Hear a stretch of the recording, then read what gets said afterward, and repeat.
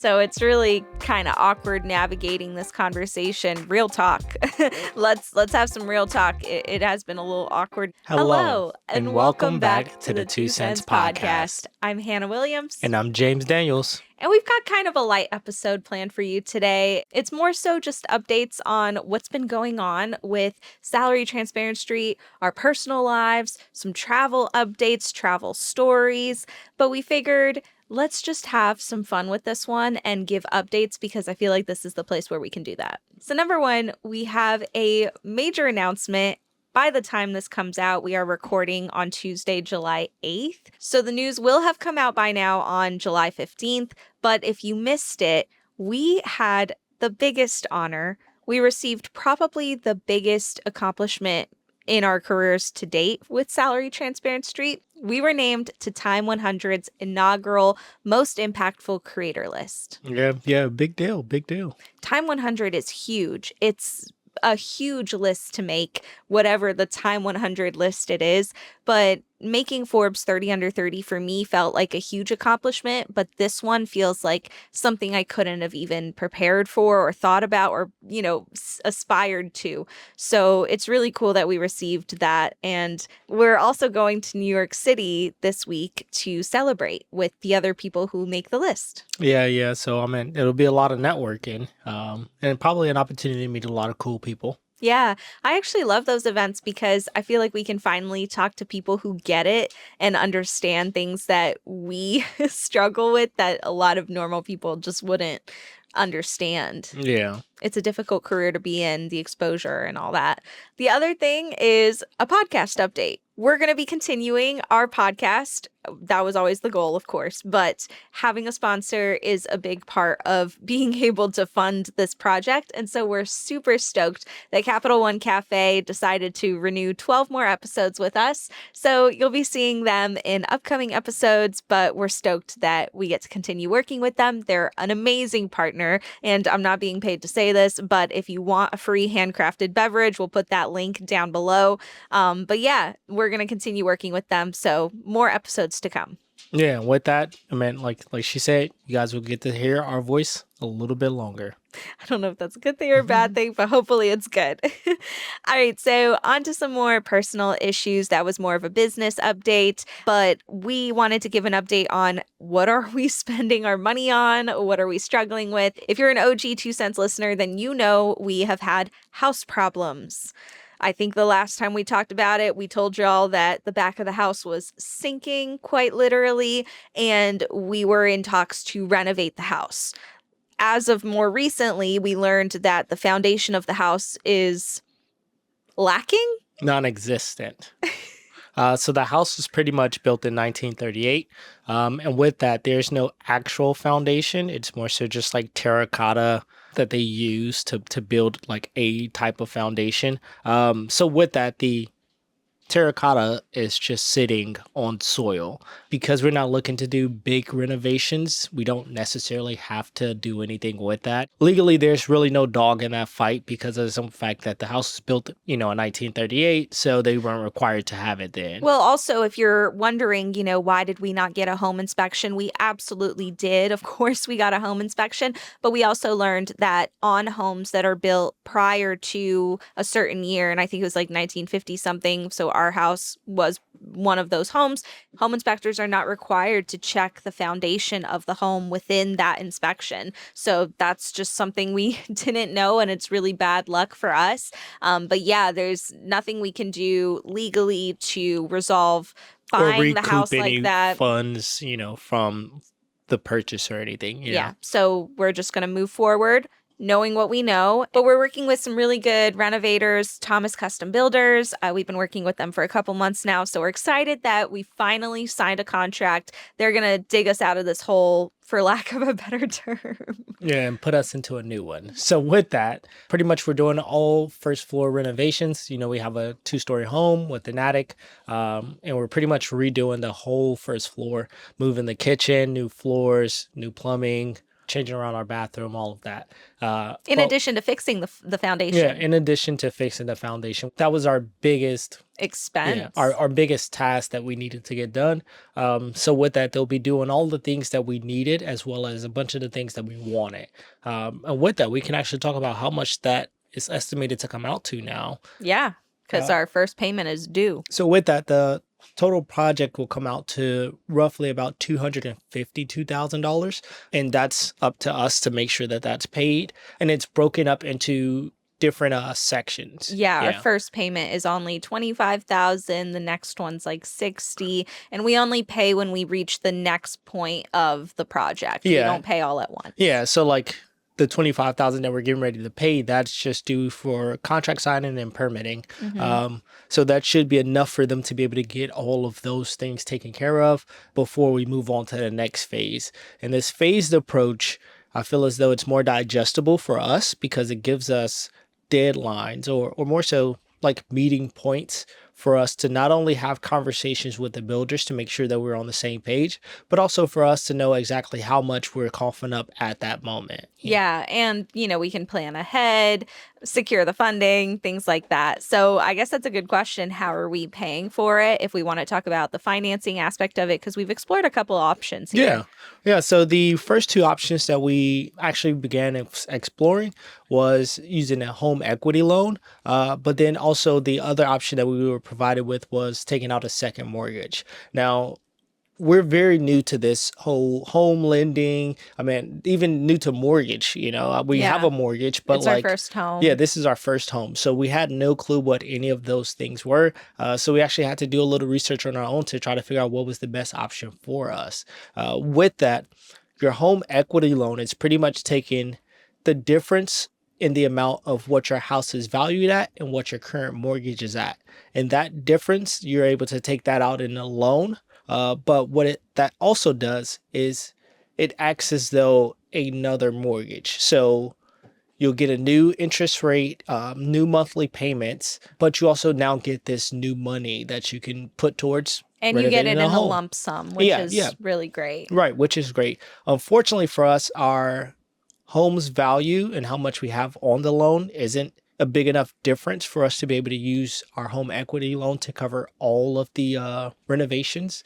But we do have funds set aside already, which does help bite into that a little bit. And then we also explored other options. Yeah, so to cover the rest of the funding, we have a couple options. One is personal, just money we've set aside, but I'm a little bit nervous about just taking out our savings right away because that's, cash that is good for a rainy day and also could be invested elsewhere. Granted, I know that putting the money in the home is an investment, but I don't know. I kind of would rather put it in a high yield savings account or the stock market. Yeah, so that we could see, quicker See it grow. returns. Exactly. So I'm like, okay, $100,000.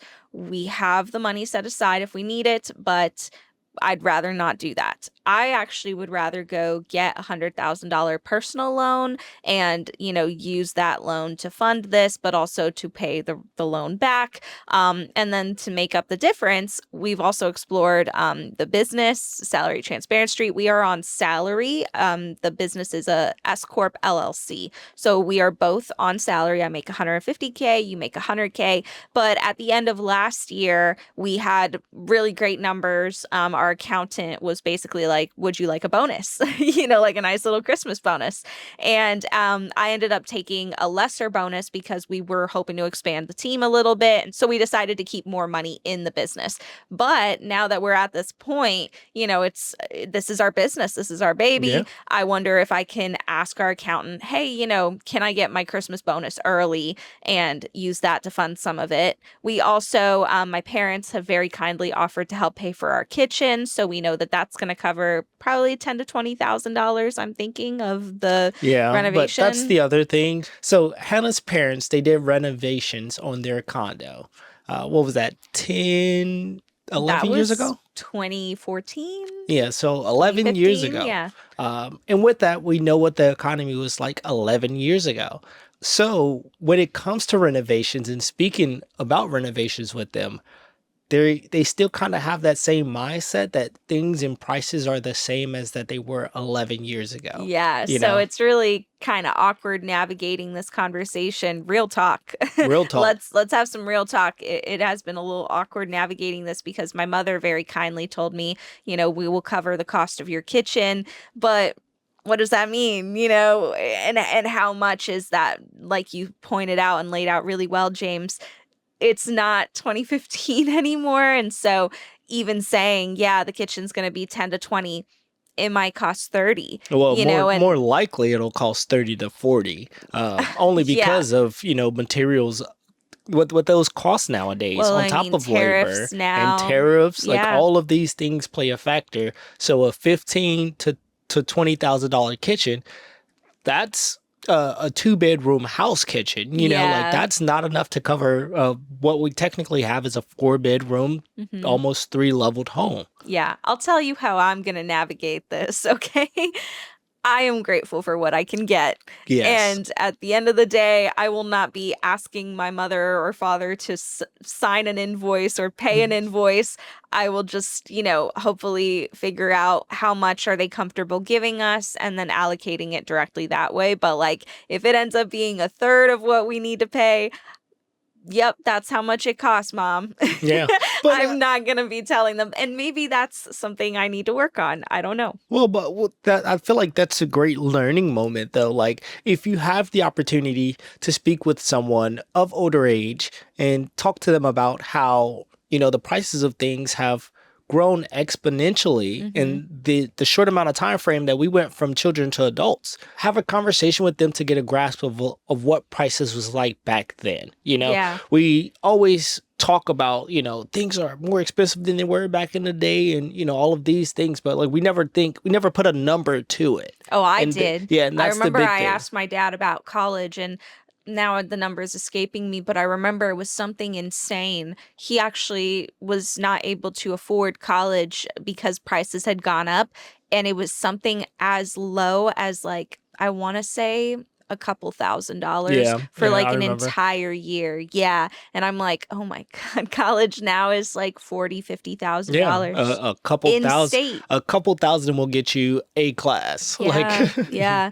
But yeah, so that's how we're hoping to finance it, either a personal loan, home equity loan, a bonus from the business, and we'll figure it out from there. But it yeah, is nice to have those smaller lump sum payments that we can plan ahead for. This initial payment we're doing cash, we're investing directly into our home, but we're going to have such a nice home out of it. And I guess we should talk about that. The reason we're doing the home renovations is because our home is in a great location, incredibly valuable, really nice neighborhood. We're not going to talk about where yeah, we're we're on a nice located, little plot. but I think that we not only want to enjoy the home, but we know that investing in the property is going to yield returns when we decide to move, if we ever rent to another family, or sell it. Although I don't want to ever sell Yeah, this, we want to I keep want to this. keep this forever because I think it's not a gold mine, but hey, it's so cool that we own a home. I'm very grateful and blessed. Yeah. And with that, I'll give you guys a tip.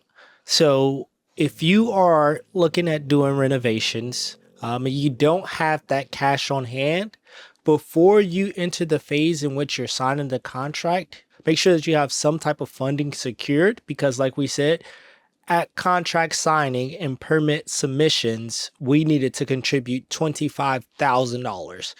That's not just something you come up with overnight. I mean, even us, I don't believe that we would be able to just pull No, 25K out of our butts overnight, I So, wouldn't feel comfortable about it. I'm sure we could. We're in a better place now yeah, financially than we were years ago, but yeah, that shouldn't be comfortable for any family. exactly. It So, wouldn't be. if you're looking at doing those, or if you're looking at doing renovations, then make sure that you have some type of funding already secured because there's expectations for your payments to be on time. And the reason for that is because any delay that you causes a delay to the project, which then causes more money. And the longer you take, the more money you'll have to spend. That's my biggest tip when it comes to these renovations. Yeah, that was a really good tip. Okay, going to the next point. This guy right here, Semi. You may have heard him in the background of this podcast if you're listening, or seen him on screen if you're watching. But just a quick little update. We are just like any other family with pets, and our pets get sick. So we've had some unexpected expenses show up in our Again, budget again. If you listen to our podcast back in May, I believe, we we were were in having Philly. issues. Yep, in Philly, all our pets got sick. Well, not the cats, but both our dogs got sick. Had to take Quinn to the emergency vet. That was a whole thing. And now Semi is sick. We're not in Philly anymore, and it's not a Giardia bug Yeah, from the thank streets, you. but still just as gross if, you know, Yeah. I, Yeah, so the first issue that we had with him was that he actually had an anal gland impaction. So it swelled up, it was red. I'm pretty sure icky. pretty sure it felt terrible for him. So we immediately did what we could to try to alleviate some pain and pressure by doing like hot compresses and stuff, Took him to the vet. until we were able to get him to the vet. Now that he's back from the vet, that's taken care of. Yeah, they took care of it and he was better like the Yeah, next day immediately. The immediately. vet bill was about, I think, only $200 to $300. It actually wasn't that Yeah, well, bad. that was also because they didn't charge us for the vet visit. We have an amazing Yeah, vet, Caring Hands they were Animal able to Hospital. take care of us for that. But now we're taking him back to the vet. Two reasons. One, for a follow up for the impacted anal gland, just to make sure that everything healed up perfectly. And now, two, because he's developed a limp out of all the things. So Yeah, he did a few days of being poor great baby. after the vet visit. And then one day he just started limping. Yeah. And now it's starting to affect his mood, not necessarily how he eats or drinks or goes potty. Oh, he still eats. Yeah. Semi's the baby of the house. And with that, the baby is always the one that's the most active, causing the most issues. And Yeah. he honestly has not been like that for the past 3 days. No, he's been very docile, Very docile. which is like not like him. He's a very sweet dog, but he's a Very active. he's very active. He's a troublemaker. He gets into everything, and it's heartbreaking to see him choosing to lay down and, be cuddled up into himself instead of hanging out with everybody else like he normally does and wanting to be the life of the party. So if you have a dog, you can definitely relate that they're not themselves, and you can tell when something's wrong. Yeah. And unfortunately, that limp seems like the issue. And so, yeah, we're going to take him to the vet tomorrow. Probably going to have to take x-rays, and I think that will be quite pricey. But we have in the past talked about our pet costs. We did that whole episode about our pet costs, and we've talked about how we use Lemonade as our insurance provider. And, I know insurance isn't perfect. There is no perfect solution. And I've seen some people have issues with Lemonade, but I can say from my experience, unsponsored, not paid to say this, that we've had a really great experience using Lemonade. They're easy to use. The UX design is great. It's really easy to submit whenever something goes wrong, which we've had a lot of activity recently. I've been submitting a lot of claims, and they make it easy. So I'm going to put a referral link down there if you're interested, but once again, not paid for. But yeah, Lemonade will be hearing from us pretty soon here Yeah. while we try to get him figured out. But hopefully we can get that resolved.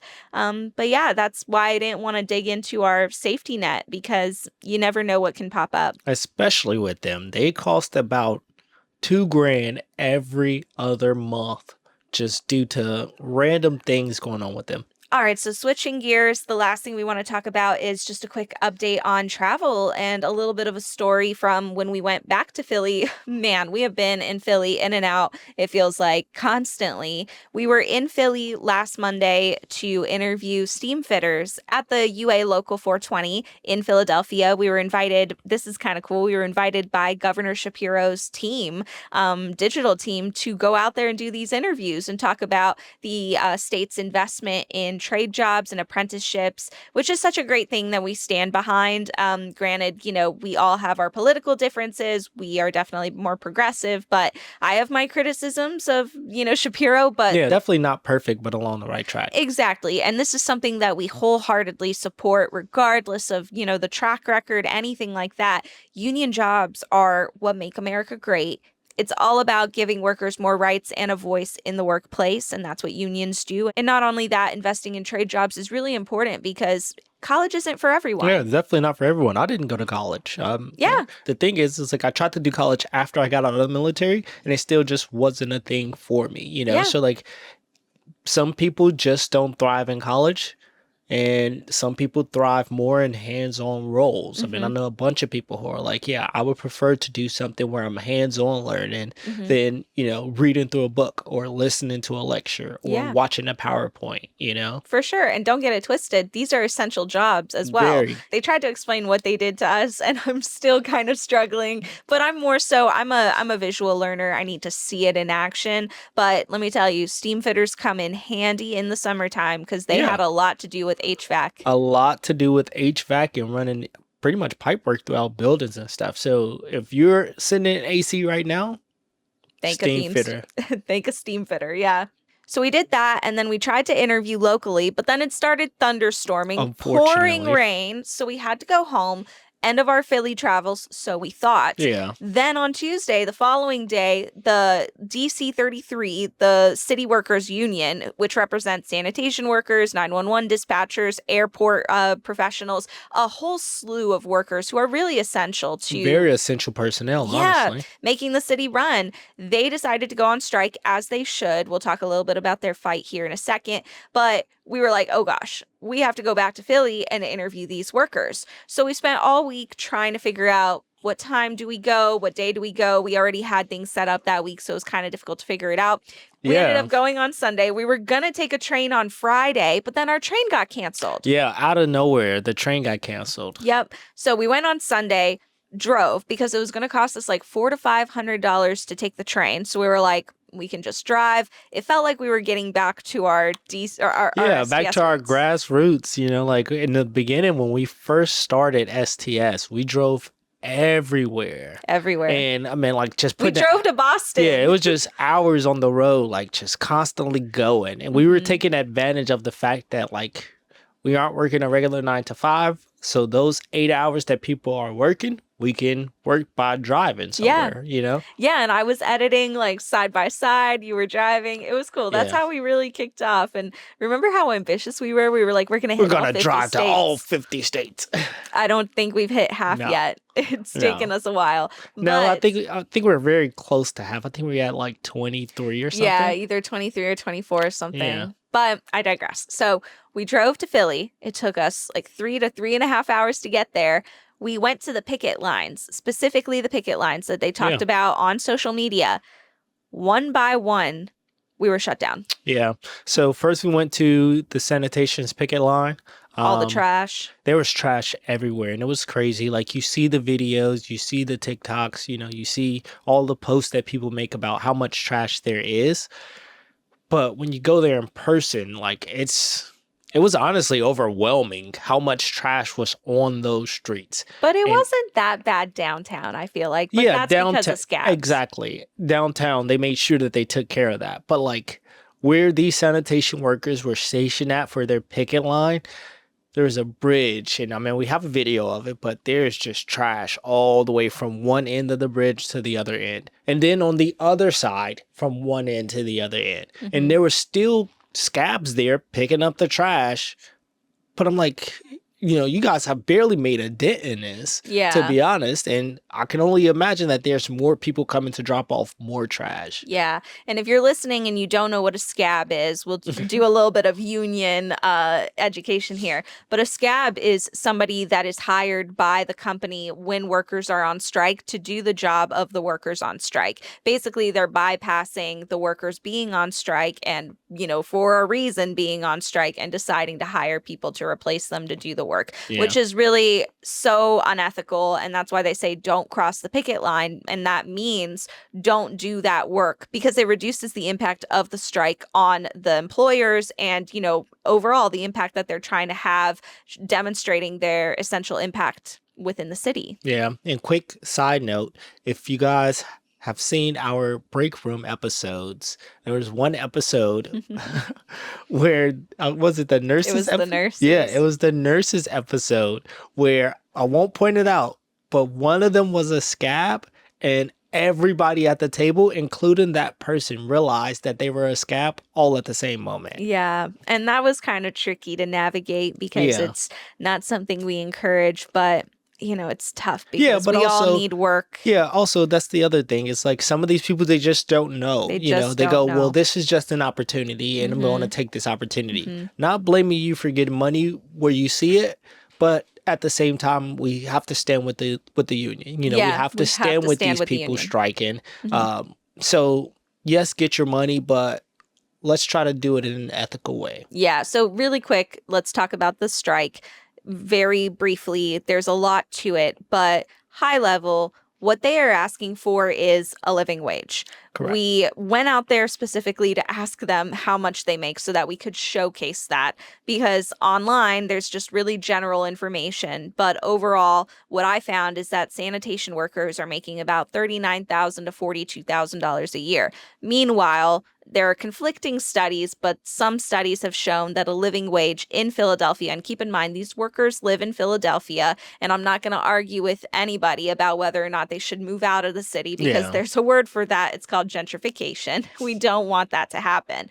But these workers, a living wage in Philadelphia can be between $50,000 to $90,000 a year, and it Yeah, goes about up. It $30 an goes hour. well over six figures if you factor in children. And, if we can agree that we need to have more children in our society, then you need to pay people a living wage in order to be able to fulfill that. So that's what these workers are asking for. They've asked the city and the mayor for a 15% raise over the course of 3 years. So at first they were offering 15% over the course of 5 years, which would extend what they're asking for by 2 years. Mhm. And now they just came back and offered 13% over the course of 12 years, which is approximately 4%.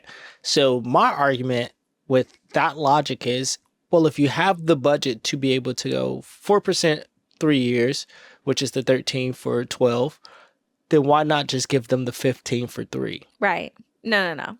They can afford it. And there have been conversations about the mayor's office and how much they make. There's been arguments about whether or not the mayor herself gave herself a raise.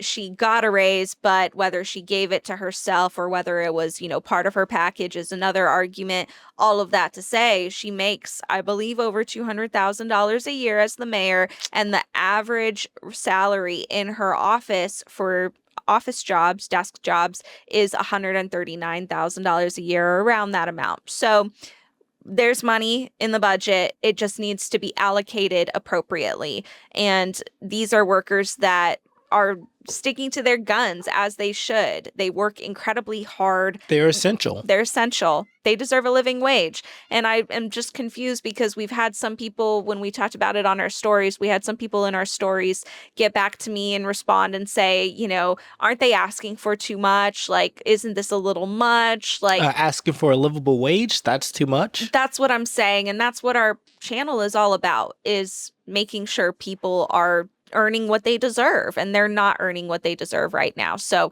if you disagree with that, then we're going to stick to our guns, and hopefully we can get you on our side one day too. Yeah. So let's talk about what happened when we actually went to Philly. Right. So we alluded to we were shut down.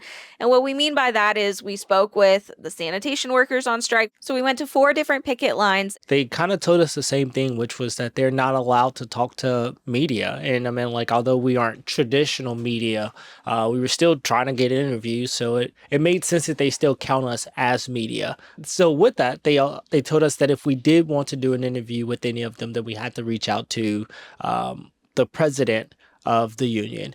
But originally, we were told to speak with the strike captains. Mhm. And unfortunately, I understand, people have rough days. You've been outside all day.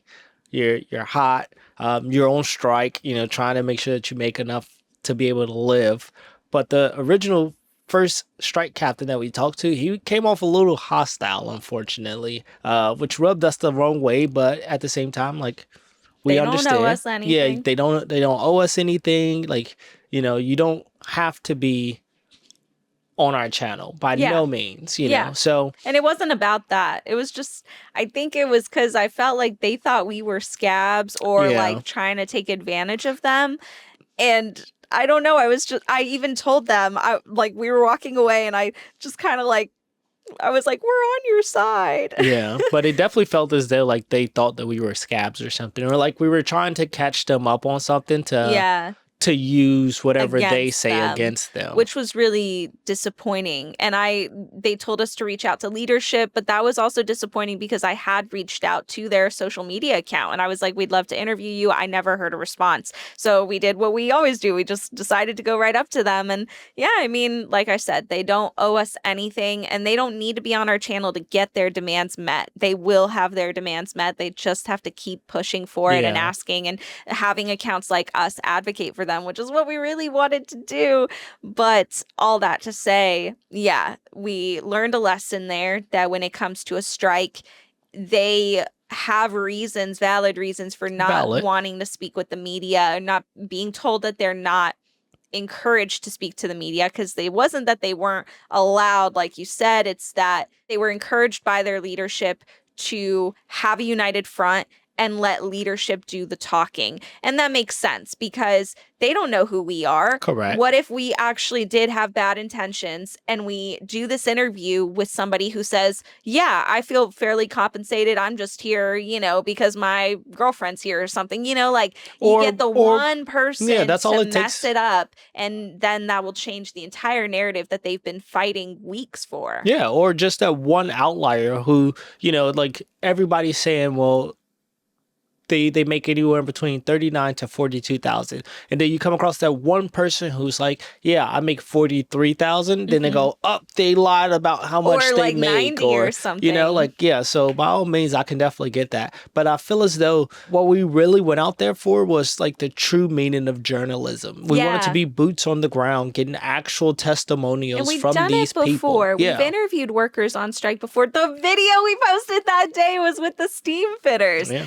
It was frustrating. Yeah. So, but I mean, I get it though. Like, so I definitely don't blame them for it. I like that they were unified on that front though, And we because respect if that. we would have went to one picking line and they would have told us that, and then another one told us something different, then I would have been like, okay, well, there's some disorganization going on here. They aren't really sure of what they're actually doing. But because all four of them, had the same exact line, I was We like, didn't cool. go to more picket lines after that. After number 4, we're like, all right, let's cut our loss. Let's cut our losses. Yeah. And then we drove the sad 3.5 hours back home. Yeah, unfortunately. Yeah. But I mean, I always love being in Philly. Like, Philly's just a great place. I mean, yeah, we stand with DC 33. We definitely hope that all of their Needs are demands, yeah, all their needs are met. I was going And to say demands. yeah.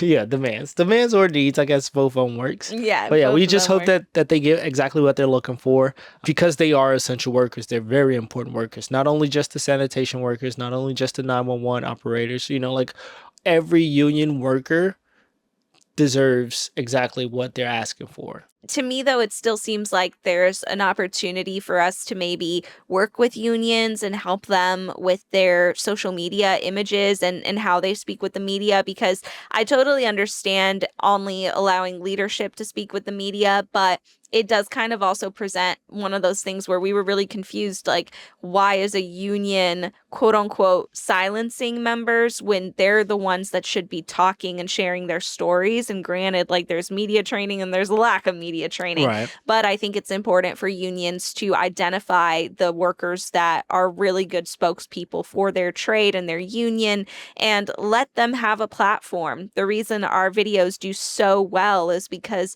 we know how to let them tell their story. And it's because I don't do a lot of the talking. I just guide and I let them explain it for me, and that speaks for itself. So I wish that we could have spoken with leadership and been like, hey, we're not here to take advantage. We're here to help, because imagine if we had gotten interviews with those workers making $35,000 a year as garbage truck men, as 911 dispatchers. That would have had a huge impact and would have helped them in their fight. Yeah. And one thing that they kept saying was like, oh, well, the union president, comes out every morning. So like you could reach out to him and he'll probably do an interview. But and that's nice. But the thing is the union president probably, I'll take a wild guess, he probably makes about $90,000 a year. If not six figures, Yeah, because he's a union president, which means he's been in it longer and he's got that higher pay for leadership. So they're exactly. actually not good spokespeople Exactly, because for that yeah, for cause. that call. So if we would have done an interview with him, then that would have done the exact thing that they were afraid that we would do, which Right. is, shed a negative light on that. It's kind of hard to say, yeah, all of my people are asking for at least $30 an hour, but let me tell you about how I make six figures. Right. Yeah. That would have done a lot more harm than good versus Yeah. if we were able to get those testimonials on the ground of the actual people sitting there, they were in the sun, and Philly gets hot, bro. It was hot. Hot. And they're sitting there, all sweating their butts off, still fighting for this cause because Yep, with they their are the signs, ones. with They cars are, coming yeah, by. they are the ones that are making, $22 an hour, Right. on a regular basis. So like, I wanted to share their stories that's what so yeah, bad. that's what we wanted. We Yeah. wanted the actual stories of the actual people striking. But above all, we always say this, we're not in the business of getting workers in trouble. Whenever we've come across somebody who said, I am worried I'm going to get in trouble at work, don't do the interview. I don't care for you to do the interview. I especially don't want you to do the interview, me spend the time editing it, posting it, have it up for 24 hours, and then you turn around and say, I'm in trouble, take it down. Yeah. Like the damage Es- has been done. Yeah, especially because like even with that, we still try to inform people of what their legal rights are as Right. an employee. But we still get people that say, yeah, I might get in trouble. So like with that, we completely understand. Even though laws exist to protect workers, there is still retaliation that Correct. can be a lengthy and expensive legal process if it gets to that point. And I understand workers wanting to avoid it. Yeah, and I definitely would too. I mean, by no means do I want to rock the boat. Why? So you could go viral on the internet and have your 5 minutes of fame if Right. you get that. Right. Yeah. This is not a good advertisement to be on our channel.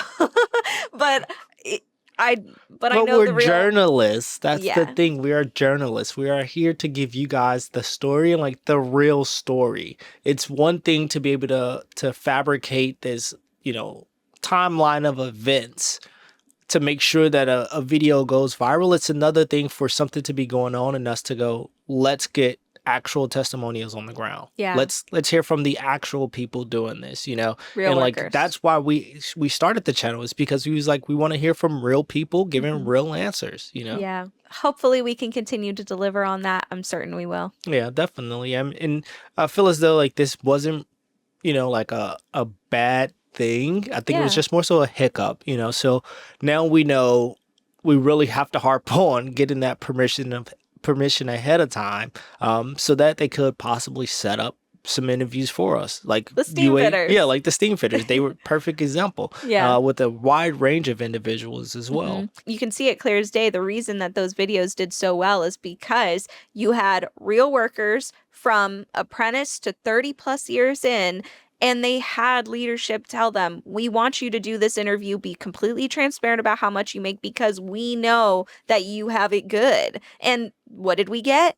Confident workers Yeah. who really talked up what they do because you could tell that they really loved what they do and they loved their union. So that when you get that, you make magic happen. But when you don't, I would rather not cause damage. Yeah. One thing you guys didn't get to see was the whole behind the scenes footage of like what that trip to Philly to interview the steam fitters looked like, which was, us having conversations with them before, them telling us about how much they love doing this and the reasons why they chose to become a steam fitter. You can tell that it was just genuine interest in their jobs and them wanting to talk about it. This wasn't a, hey, I'm going to voluntold you or Yeah. volunteer you to come and do this interview. They wanted to do it, and these were their days off. They happily came in to do an interview with us. Yeah, it was really cool to see that. And when you hear that, there's a reason the videos do so well. Yeah, it definitely shows. Yeah. But that's all we have for you today. This was a fun little update episode. I like this. So I know we covered a lot in today's episode, everything from Semi's anal glands to our house sinking. But with that, just keep in mind, like we said, we will be doing more episodes because now we have the funds to do more episodes. So as long as you guys keep listening, keep chiming in and giving us your 2 cents, we'll keep making these episodes for you. Yeah, that's actually a really good point that I'd love to hear from anybody listening. What do you want to hear from us next? We've done a lot of jobs that fill in the blank episodes recently, but I wonder if there's anything we can do about finances, like money, fill in the blank. Yeah, because I feel like this episode kind of touched on it a little bit with, trying to figure out the loan process for the house. But these are things that we're in the process of learning. And I don't know if you guys know it, if you guys want to know it, but we'd love to dig deeper into all of these things that we never even thought that we would need to know? Yeah, because you don't know what you don't know. And Correct. like us, we learned the hard way that you should get your foundation inspected for Right. sure. Yeah. So with that, I mean, thank you guys for tuning in today. We really appreciate you guys listening. Yeah, and we'll catch you next time. Bye. Bye.